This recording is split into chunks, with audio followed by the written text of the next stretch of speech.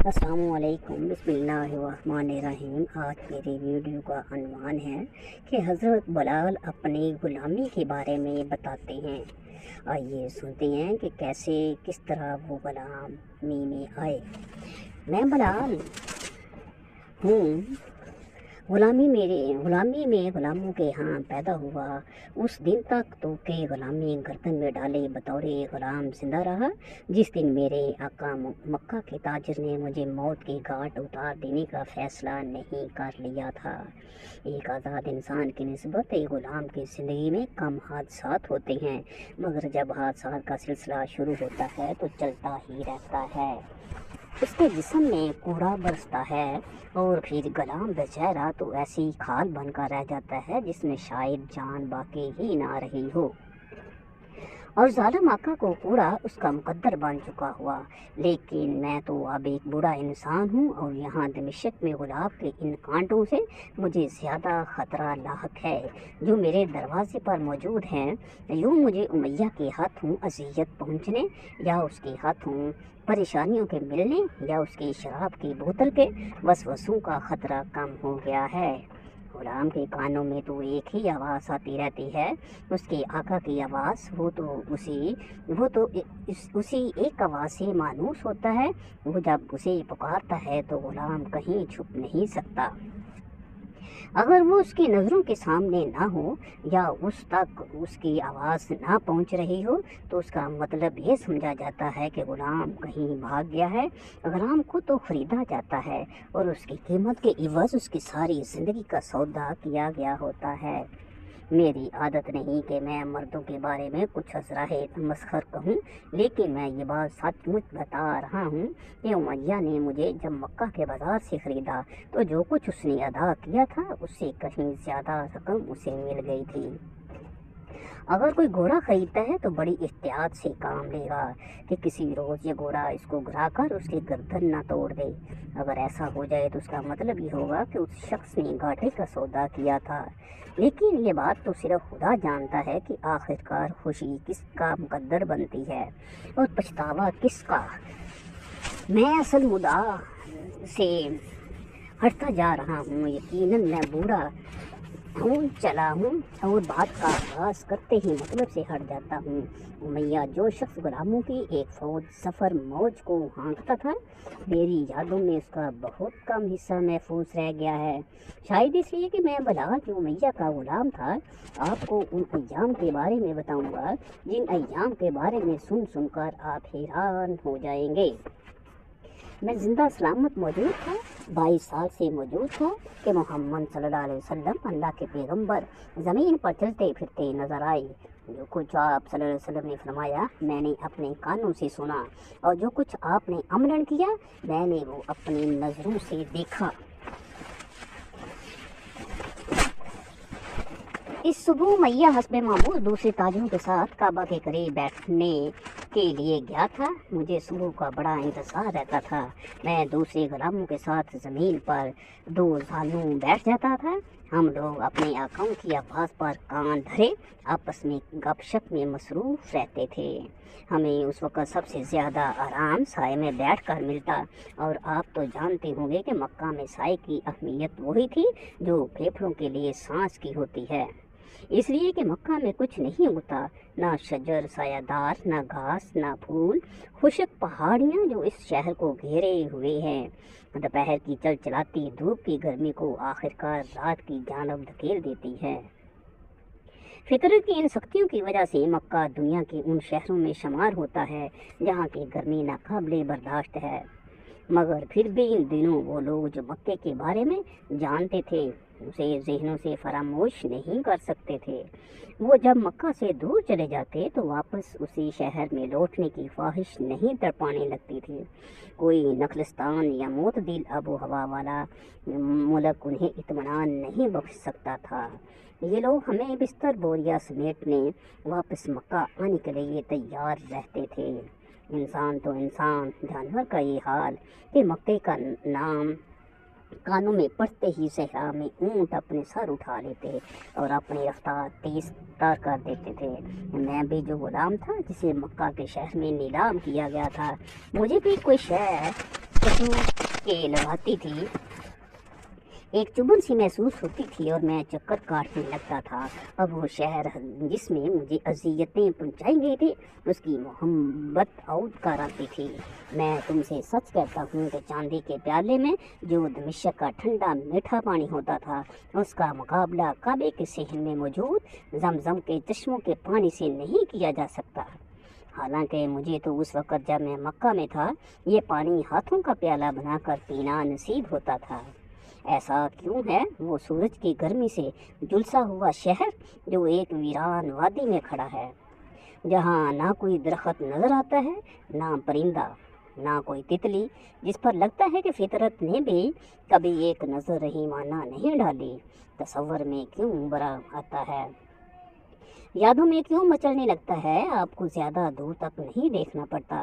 काबा जन्नत के किसी हीरे की माने जिसे जमीन ने पहन रखा हुआ अपने सयाह चमक दमक के साथ सहा में नुमाया हो जाता है। उसका साया हजारों खजूर के दरख्तों का साया लिए हुए थे, यानी हतमी और आखिरी नखलिस्तान है। कुफ्र अलहाद के तारीख दिनों में भी ये जाए अमन और सुकून थी। काबा के करीब व जवार में ना किसी डाकू या कज़ाक को इजाज़त थी, ना जंगो जदल की खुली छुट्टी हासिल थी, ना फितना फसाद बर्पा करने का परवाना आज़ादी किसी को हासिल था। काबा नस्ल इंसानी का पहला माबूद था। उसकी तामीर तो इस्माईल और इसहाक के वालिद मुहतरम हज़रत इब्राहीम अलैहिस्सलाम के हाथों हुई थी, जो खुदाए वाहदहू ला शरीक की इबादत करते थे। फिर ये मुहतरम घर अल्लाह का घर लकड़ी पत्थर के बने हुए बुतों का घर बन गया था। ये बुत अरब के लोगों के खुदा थे, रात दिन के खुदा अलग थे, तंदुरुस्त व तवाना टांगों के खुदा और थे, और लोली लंगड़ी टांगों के खुदा और किस्मत के खुदा जुदा थे, तो सफ़र के खुदा जुदा। इन खुदाओं की तादाद 360 थी। सभी खुदाओं से नफ़ा उठाया जाता था।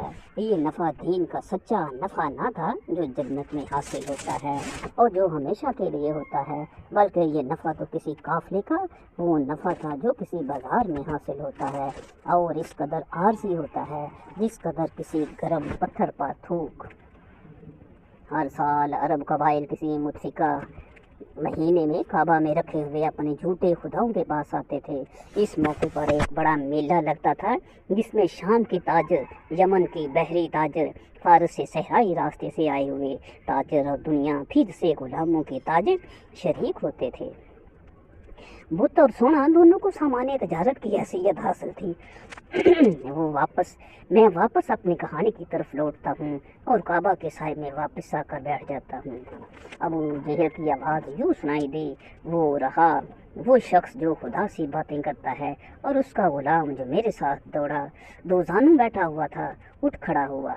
अबू जहल की आवाज़ कहकों में दब गई थी, वो दोबारा बैठ गया था।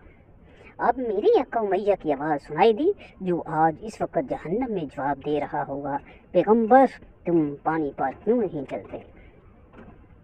फिर मैंने देखा कि मोहम्मद सल्लल्लाहु अलैहि वसल्लम बिन अब्दुल्ला हस्बे मामूल तनहा गुजर रहे हैं। उनका चेहरा पहाड़ों की जानब था, उन पहाड़ों की जानब जहाँ फरिश्ता आपके पास वही लेकर नाज़र हुआ था। फिर हज़ूर सल्लल्लाहु अलैहि वसल्लम काबे की ओट में चले गए थे। हमारे आकाओं के कहकों की आवाज़ गूंज रही थी, लेकिन अबू सफियान मुस्कुरा नहीं रहा था। अबू जहल की मानंद ये शख्स भी मोहम्मद सल्लल्लाहु अलैहि वसल्लम को बगौर देख रहा था। उसकी और हमारी कहानी सयादो सैद की मान जुड़ी हुई है, या जिस तरह कुत्ता और खरगोश गालबन एक को दूसरे की ज़रूरत, गालबन उसने हमें हमारी नसीहत जता दी थी। फिर अचानक अबू सफियान उठा और खामोशी छा गई। जो शख्स खुदाए वाहद को मानता है उसका कोई वो खुदा नहीं होता। उसने कहा हस्बे मामूल, उसने अपनी उंगली नब्ज़ पर रख ली थी, इसलिए कि काफिर अपने तो अहम को अपनी बहुत सी खुदाओं में तकसीम कर लेते हैं। उन्हें अपने दिलों में खुदाए वहदहू ला शरीक की हालत यकीनी की समझ नहीं आती। ताहम साफ नज़र आ रहा था कि अबू सफियान परेशान है। ہمارے خدا ہمیں چھوڑ دیں گے اور اپنے انعامات کسی دوسرے شہر کو دے دیں گے اگر ہم اس شخص کے ہاتھوں اپنے خداؤں کی تکذیب کا سدباب نہیں کرتے۔ اس نے ابو لہب کو غیظ و غضب بھری نظروں سے دیکھا اور کہا تم اس کے چچا ہو، یہ اس کے خاندان والوں کی ذمہ داری بنتی ہے کہ اسے کنٹرول میں رکھیں۔ ابو لہب گھبرا گیا تھا، وہ اس بحث سے دور بیٹھا ہوا تھا۔ اسے توقع تھی کہ اسے شریک نہیں سمجھا جائے گا، اسے کنٹرول کر لوں۔ محمد صلی اللہ علیہ وسلم 40 برس کا ہو گیا ہے، مجھے معلوم ہے، میں خوب جانتا ہوں کہ وہ میرے لیے، اپنے خاندان کے لیے، تم سب کے لیے اور اپنے طبقے کے لوگوں کے لیے رسوائی کا سبب بن گیا ہے۔ اس کے پاس جو کچھ ہے وہ سب مانگنے والے کو دے دیتا ہے، پاگل کہیں گا، نعوذ باللہ۔ وہ نچلے طبقے کے لوگوں کو کھلاتا پلاتا ہے، مقروضوں کی مدد کرتا ہے، ہر روز 10 سے 10 آدمی اس کے دروازے پر نظر آتے ہیں۔ یہ ان کی بدقسمتی ہو گئی، اگر انہیں ایک بھیڑ نہ مل جائے ہم کیا کر سکتے؟ میرا بھتیجا تو نعوذ باللہ پاگل ہو گیا ہے۔ ابو لہب کبھی ایک شخص کی طرف مڑتا، کبھی دوسرے کی جانب، شاید کہ وہ اسے کوئی ایسی بات بتا سکتے تھے جس کی تشریح وہ خود کر سکتا تھا۔ اپنے ہی ملک میں ایک پیغمبر کے بارے میں اسی فکر سے پریشان ہو کر اس نے ابو سفیان کو بازو سے پکڑا اور پوچھا، اے ابو سفیان، مجھے بتاؤ کہ کوئی شخص جو عالم شباب میں پہنچ چکا ہو، تندرست، توانا اور حسین و جمیل ہو، اس کے سر کا ایک بال بھی سفید نہ ہو، ایک امیر خاتون سے شادی کر چکا ہو، جو مکہ میں بہترین زندگی گزارنے کا متحمل ہو، اور پھر بھی وہ کیا کرتا پھر رہا ہے؟ وہ پہاڑ کی ایک غار میں بیٹھا کانپ رہا ہو تو وہ کیا پاگل نہیں ہے؟ نعوذ باللہ۔ اس کا اپنا ہے شاد و آباد گھر ہے جس میں گرم گرم آرام دہ بستر اس کا منتظر ہو، اور یہ سب کچھ اس فرشتے کی وجہ سے ہو جو اس کے خیال میں اس سے باتیں کرتا ہے۔ یہ فرشتہ اس کے کانوں میں گھنٹیاں بجاتا ہے۔ ابو لہب اب تھک ہار کر بیٹھ گیا تھا، اس کے دوست بھی اب خجالت محسوس کر رہے تھے۔ خاندان بھر میں ایک فرد کا پاگل پن ہر فرد کے لیے خوف کا باعث بن جاتا ہے، اس لیے کہ کوئی کچھ نہیں کر سکتا اور کوئی مشورہ کارگر ثابت نہیں ہوتا، صرف یہی امید کی جاتی ہے کہ ذہنی صحت مندی علاج کرنے سے واپس لوٹ آئے گی۔ ابو لہب نے کہا، تم لوگ تو جانتے ہو کہ 1 سال قبل تم سب اس کی عزت کرتے تھے، اس وقت تو تم لوگ اس پر نہیں ہنستے تھے، وہ تم لوگوں کے تنازعات طے کرتا تھا، تمہارے جھگڑوں کا فیصلہ کیا کرتا تھا، تم اپنی ضرورت کے وقت اس کے پاس جاتے تھے، اور وہ ایک عقل سلیم کے مالک انسان کے مانند تمہاری مدد کیا کرتا تھا۔ ابو سفیان نے اپنے ذہن میں یہ فیصلہ کر لیا تھا، محمد صلی اللہ علیہ وسلم جو کچھ خداؤں کے بارے میں کہتا ہے یہ ایک سنجیدہ معاملہ ہے، میں مانتا ہوں، مگر یہ خدا اپنی دیکھ بھال اور نگہداشت خود کریں گے۔ البتہ وہ جو کچھ کسی انسان سے کہتا تھا یہ دوسری بات تھی، اور یہ خطرناک ثابت ہو سکتی تھی، تاہم جلد ہی اس بارے میں ہمیں معلوم ہو جائے گا۔ ہم ایسے غلاموں اور ان لوگوں کو بیچ میں لے آئیں گے جن کا کوئی والی وارث نہیں ہوگا، اور یہ وہ لوگ ہیں جو اس کی باتیں سنتے ہیں۔ میں دیوار کے ساتھ ایک غلام کی مانند کھڑا تھا، جب وہ عمار کو وہاں لائے تھے انہوں نے اسے گھٹنوں کے بل جھکا دیا تھا، مگر اس نے اپنا سر اٹھا کر ان کی طرف دیکھا۔ میں یہ دیکھ کر سمجھ گیا تھا کہ اس کا انجام برا ہونے والا ہے۔ اگر وہ غلام ہوتا تو یہ بات اس کے علم میں ہوتی کہ سر کے جھکا رہنے ہی میں اس کی سلامتی تھی، مگر وہ تو ایک بندہ آزاد کے حقوق کے حصول پر منحصر تھا، زینے پر وہ جس قدر بھی نیچے تھا، اس کے باوجود وہ ان کا مقابلہ کرنے کی ہمت اور جرت سے کام لے رہا تھا۔ محمد صلی اللہ علیہ وسلم تمہیں کیا تعلیم دے رہا ہے؟ وہ ہمیں یہ سکھاتے ہیں کہ ایک کنگھی کے دندانوں کی مانند اللہ کی نظر میں تمام انسان برابر ہے۔ میں جانتا ہوں کہ میں بلال جو اپنی غلامانہ حیثیت میں دیوار کے ساتھ کھڑا تھا، یہ الفاظ سن کر کانپ اٹھا تھا۔ مجھے ٹھنڈے پسینے آ گئے تھے اور میں جانتا ہوں کہ امیہ کا چہرہ سرخ ہو گیا تھا اور آگ کے انگار کی مانند گرم بھی، مگر اے غلام کی دھڑکن وہ تو نہیں ہوتی جو اس کے آقا کی ہوتی ہے۔ میں اکثر سوچا کرتا ہوں کہ اس روز عمار اس قدر ہمت اور جرت کا پیکر کیوں کر بن گیا تھا۔ اگر اس نے یہ کہا ہوتا، محمد صلی اللہ علیہ وسلم ہمیں خدا کی عبادت کی تعلیم دیتے ہیں، سچ بولنے کی تلقین کرتے ہیں، جو اپنے لیے پسند کرتے ہیں وہی اپنے ہمسائے کے لیے پسند کرتے ہیں، ان کا سبق دیتے ہیں، تو ان لوگوں نے اس کی رسیاں ڈھیلی کر دی ہوتی، مگر عمار اس پر اللہ کی رحمت ہو نہیں تو ان کے سامنے یہ کہہ کر کتاب کھول دی تھی، محمد صلی اللہ علیہ وسلم ہمیں خدا وحدہ لا شریک کی عبادت کی تعلیم دیتے ہیں۔ مجھے یاد ہے کہ ابو سفیان کے پاس ایک کوڑا ہوتا تھا جسے وہ کسی زندہ شے کی مانند اپنی گردن کے گرد لپیٹے رکھتا۔ جب عمار نے کہا کہ خدا تو کوڑا سنسناتی ہوئی آواز کے ساتھ اس کی کمر پر برسنے لگا تھا، ابو سفیان سے بھی بڑھ کر کئی اور سفاق انسان موجود تھے۔ میں طائف کے لوگوں کے لیے اپنا رحم محفوظ رکھتا ہوں۔ ابو سفیان کی اپنے غلام اسے ایک برا آقا نہیں سمجھتے تھے۔ وہ جہاں ایک اشارہ ابرو سے کام نکال سکتا تھا وہاں اس نے آواز سے بھی کام نہیں لیا تھا۔ میں اس کی اس نرم روئی سے خوف زدہ تھا اور اس روز تو عمار کی اس کے ساتھ برابری کی سطح پر گفتگو کرنے کی ادا نے اسے بے حد ڈرا دیا تھا۔ اس نے پوچھا اے خدا، اور انداز تکلم کچھ اس طرح کا تھا جس سے یہ محسوس ہوتا تھا جیسے ابو سفیان یہ سوال بڑے تجسس کے ساتھ پوچھ رہا تھا۔ پھر وہ خود یوں گویا ہوا، مگر ہمارے خداؤں کی تعداد تو 360 ہے جو ہمیں اپنی نظر میں رکھتے اور ہماری ضرورتیں پوری کرتے ہیں۔ مجھے اس وقت ایک بڑی نادر سی شے یاد آ رہی ہے۔ ایک سفید تتلی سامنے کی کھڑکی کے باہر موجود تھی اور اپنی جگہ سے ہلنے کا نام نہ لیتی تھی۔ مجھے یہ بھی اچھی طرح یاد ہے کہ ابو سفیان نے عمار کے گرد چکر لگانے شروع کر دیے تھے۔ مجھے ایک ایک لمحہ اور اس لمحے کی ایک ایک سرگزشت یاد کیوں نہ ہو، اس کمرے میں آئندہ چند لمحوں میں میری ساری زندگی بدل چکی تھی۔ کیا محمد صلی اللہ علیہ وسلم کو اس بات کا احساس نہیں کہ ہم اپنے خداؤں کو اپنے گھروں میں جگہ دیے ہوئے ہیں؟ ہر قبیلے کا ایک اپنا خدا ہے جس کی وہ پرستش کرتا ہے۔ ہر سال عرب قبائل مکہ ان 360 خداؤں کی پوجے کے لیے آتے ہیں اور لکڑی پتھر کے تراشے ہوئے خدا ہم سے خرید کر لے جاتے ہیں۔ ان خداؤں سے ہم دونوں کام لیتے ہیں، ان کی پرستش بھی کرتے ہیں اور انہیں سامان تجارت کے طور پر بیچ کر روپیہ بھی کماتے ہیں۔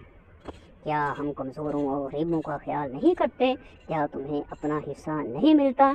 اب وہ تھوڑی دیر کے لیے رکا، جیسا کہ مقررین اکثر زیادہ شد و مت سے بولنے کے لیے ذرا سی دیر کے لیے بولنا بند کر دیتے ہیں، پھر اپنی گفتگو کے پچھلے سرے کو اگلے سرے سے یوں جوڑا، کیا ہم 360 خداؤں کو ہٹا کر ایک خدا کو جگہ دینی ہوگی؟ اس خدا کو جسے ہم دیکھ بھی نہیں سکتے مگر اس کے بارے میں یہ تصور کیا جاتا ہے کہ وہ ہر جگہ موجود ہے، جو زمان و مکان کی قیود سے آزاد ہے، اس باغ میں بھی موجود ہے، طائف میں بھی ہے، مدینے میں بھی ہے اور یروشلم میں بھی، چاند پر بھی ہے۔ اس صورتحال میں مکہ کا کیا بنے گا؟ یہاں کون آئے گا جب ہر کسی کے پاس اپنے وطن میں اپنے یہاں خدا موجود ہوگا؟ یوں لگا جیسے ہر شخص مطمئن ہو گیا ہو۔ تاجر شہزادے نے ایک خدا کو نیچے رکھ دیا اور ایک طولانی تقریر ایک مختصر سے جملے پر ختم کر دی تھی۔ اگر میرے آقا نے مجھے اس معاملے میں شامل نہ کر لیا ہوتا تو بغیر کسی کے دل شکنی کی بات یہیں پر ختم ہو گئی ہوتی۔ اس سارے قصے میں میری حیثیت تو بس اس قدر تھی جتنی اس تہوار کی جس کے ساتھ میں کھڑا تھا۔ پھر میرے پیچھے سے جیسے دیوار ہٹ گئی ہو، میرا نام پکارا گیا تھا۔ امیہ اب عمار کی طرف بڑھا اور اس سے یوں مخاطب ہوا، تم کہتے ہو کہ غلام اپنے آقا کے برابر ہے۔ کوڑا اس کی کمر پر لہرایا، کیا بلال حبشی جسے میں نے قیمت ادا کر کے خریدا ہے میرے برابر؟ وہ اس سوال کے بے معنی ہونے پر سوچنے کے لیے تھوڑی دیر کوڑے گا۔ میں بلال حبشی در حقیقت اس سوال میں کہیں نہیں آتا تھا۔